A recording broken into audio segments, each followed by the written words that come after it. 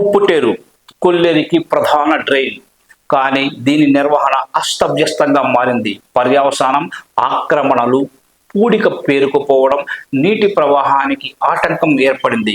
ఈ ఏడాదైనా ఉప్పుటేరు ప్రక్షాళన జరుగుతుందనుకుంటే క్లోజర్ పనుల్లో దాన్ని ఊసే విస్మరించారు. జిల్లాలోని డ్రైన్లలో పూడిక తీత, గుర్రపు డెక్క తొలగింపునకు 14 కోట్లతో ప్రతిపాదనలు పంపగా వాటిలో ఉప్పుటేరు ప్రస్తావనే లేదు.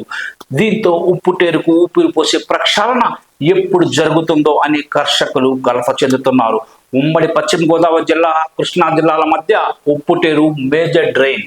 కొల్లేరు నుంచి మొదలై పశ్చిమ గోదావరి జిల్లా అకివీడు, కాళ్ళ, భీమవరం మండలాల మీదుగా 62 కిలోమీటర్లు ప్రవహించి కృష్ణా జిల్లా కుర్తివెన్ను మండలంలోని గొల్లపాలెం వద్ద సముద్రంలో కలుస్తుంది ఉప్పుటేరు.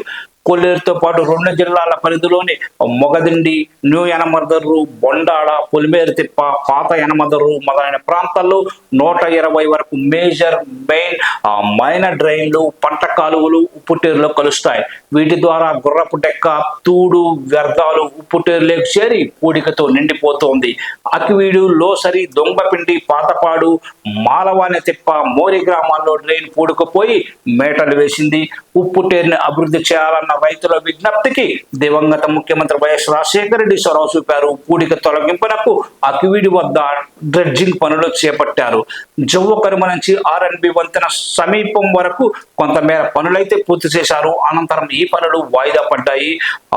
స్వచ్ఛ కొల్లేరు దిశగా గత వైఎస్ఆర్సీపీ ప్రభుత్వం కూడా అడుగులు వేసింది. అందులో భాగంగా అకివీడి మండలం దుంపగడప, మొగల్తూరు మండలం పడతడిక, మూలపరు వద్ద 3 రెగ్యులేటర్ల నిర్మాణానికి నాటి సీఎం వైఎస్ జగన్మోహన్ రెడ్డి 412 కోట్లు కేటాయించారు. నిర్మాణ పనుల కోసం టెండర్లను పిలిచారు. అయితే ప్రభుత్వం మారాక ఆ పనులు నెమ్మదించాయి. గతేడాది కొల్లేరు ముంపు ప్రాంతాలను పరిశీలించిన సీఎం చంద్రబాబు సమస్య పరిష్కరిస్తానని హామీ ఇచ్చారు.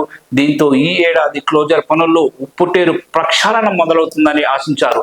మేజర్, మైనర్, మీడియం డ్రైన్లలో గుర్రపు డెక్క, పూడిక తొలగింపులకు 14 కోట్ల విలువైన ఈ 275 పనులకు అధికారులు ప్రతిపాదనలు పంపారు. కాగా ఉప్పుటేరు ముంపు సమస్యను పరిష్కరించే విషయాన్ని మాత్రం విస్మరించారు.